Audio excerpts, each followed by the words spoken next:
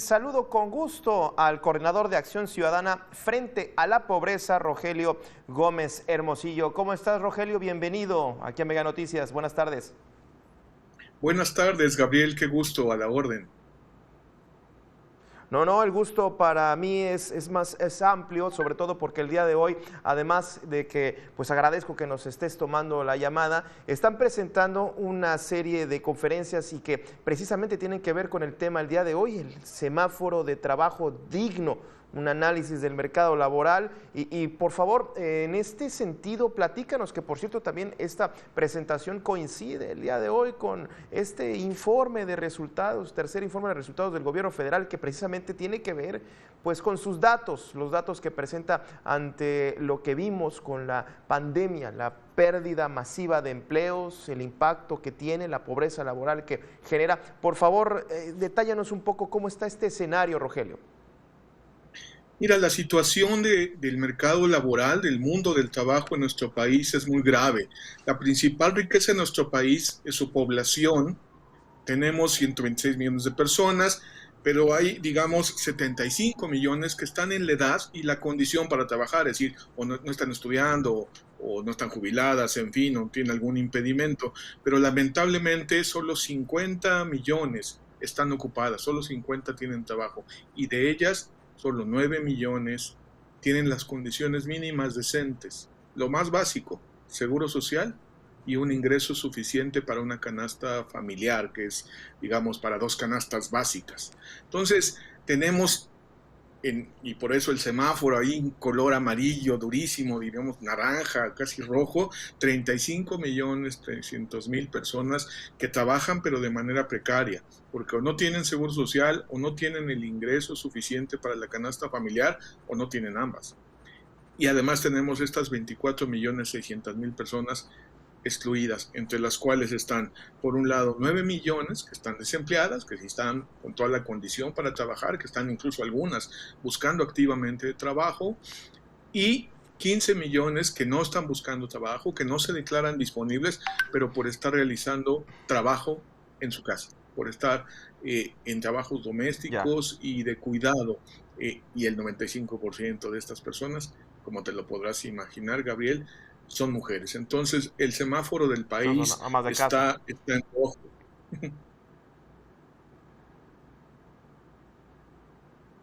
Eh, Creo que lo tenemos. Seguimos, Rogelio, seguimos. Te decía, te hacía un comentario sobre que pues muchas mujeres que son amas de casa, que bien dices, trabajan en casa.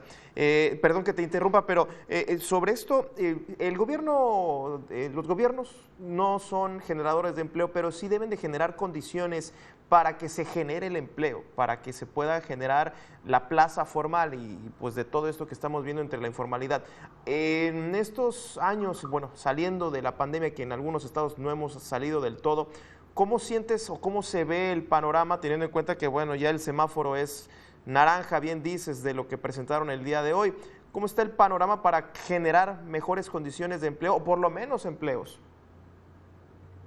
Pues mira, la verdad es que tenemos condiciones estructurales que generaron esto. La pandemia solo vino a complicar más, de manera muy grave, ciertamente, y muy dolorosa, pero digamos llovió sobre mojado.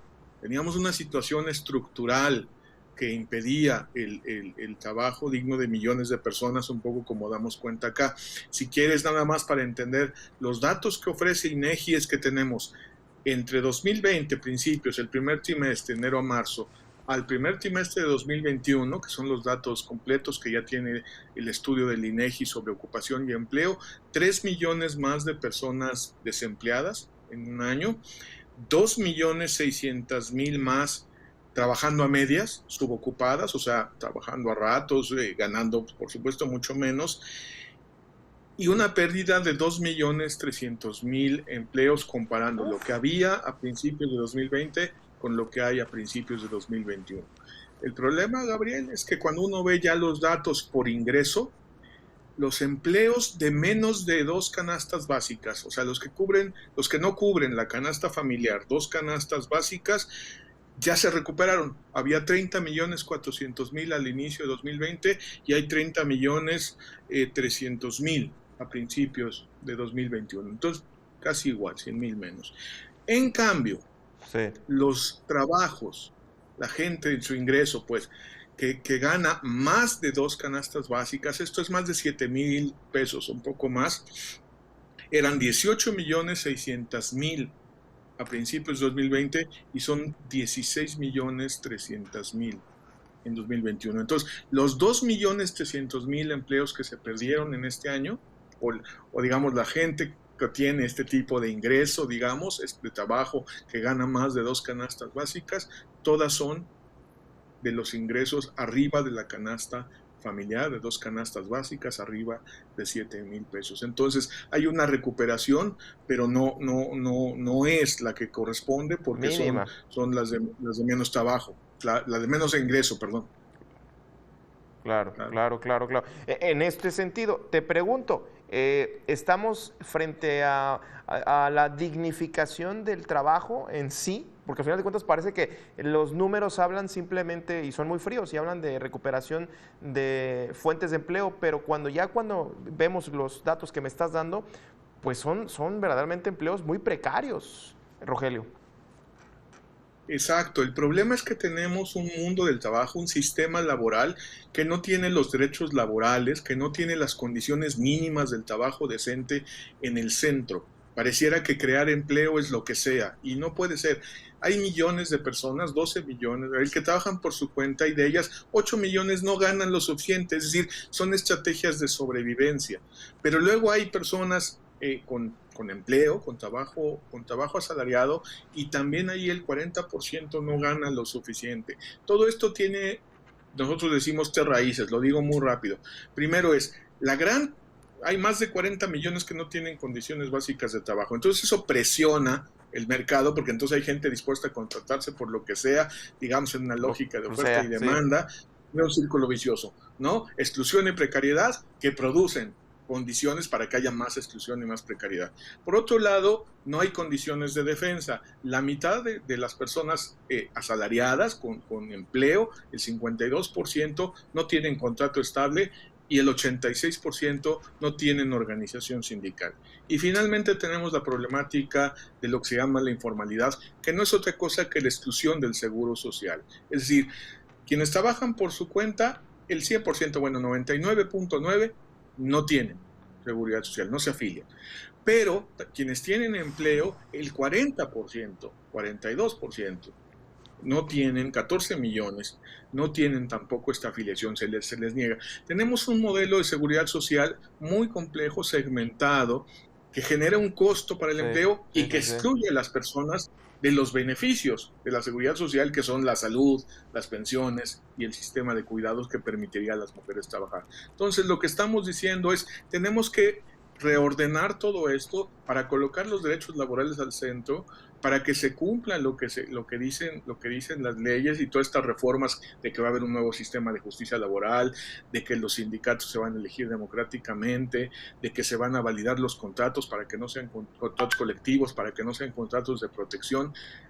En fin, todo lo que es la reforma y todo lo que fue contra el outsourcing, para erradicar el outsourcing, todo esto tiene que acelerarse, pero tenemos también que empezar a discutir cómo separar, cómo romper esa cadena entre el acceso a la salud, el acceso al sistema de cuidados y el empleo, porque hacer que cargue sobre el empleo lo que hace es dificultar la creación de empleos y que haya mucha gente excluida de la salud y de las guarderías y de todo esto. Entonces, hay que separar eso, hay que romper ese modelo que se inventó en Alemania en el siglo XIX, no nos funcionó. Mejor entender, la salud es derecho humano, es de todas las personas, no importa quién si trabajas o no, y que se pague con impuestos generales y así poder crear empleos que estén bien remunerados y que la formalidad no dependa de si te dan o no te dan seguridad social, Gabriel. Por ahí van las propuestas, son un conjunto, invitamos a que se conozcan, la verdad es que están sustentadas.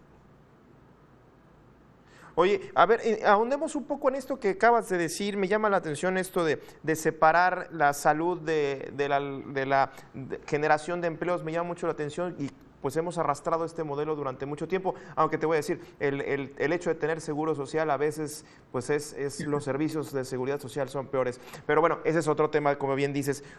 ¿Cuál sería la ruta para separar esto? ¿Cuál sería, digamos, de pronto se vuelve muy complejo para los patrones estar pagando que IMSS, que impuesto y verdaderamente pues es una carga todavía mucho más pesada?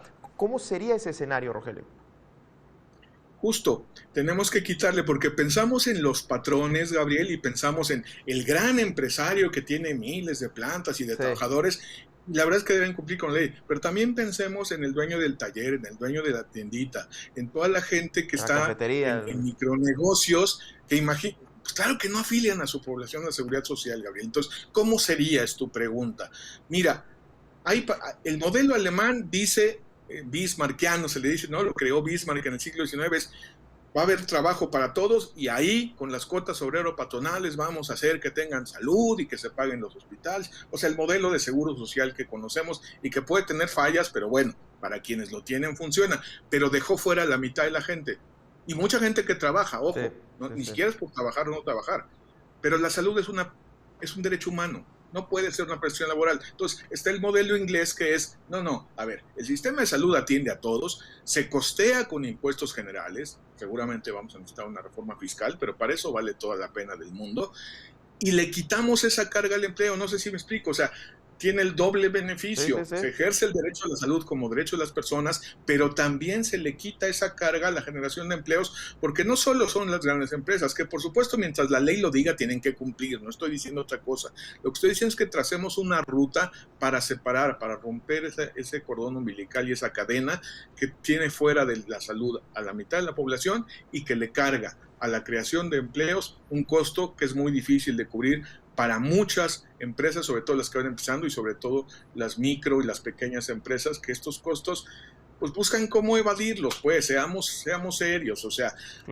hasta ¿no? Hay miles de lugares donde se les afilia al IMSS con un salario muy bajo y se paga por fuera lo demás. Eso quiebra el IMSS, pero es la forma como se está tratando de enfrentar de manera ilegal y de manera incorrecta, pero refleja el problema de nuestro modelo de seguridad social. Entonces, ese es el llamado a atención de este semáforo de trabajo digno, Gabriel, que invitamos a conocer en nuestro sitio frente a la pobreza.mx, y ahí están las propuestas. La verdad es que no es una ocurrencia, tiene sustento, es un asunto que se ha venido discutiendo en sectores académicos, informados, y que tenemos que llevarlo a la política pública, porque esas discusiones, programas sociales acá, o sea, alguna medida, por favor. Bien. Vamos a enfocarnos en lo que es importante. Lo checamos. Y no hay nada más importante que la salud y el trabajo.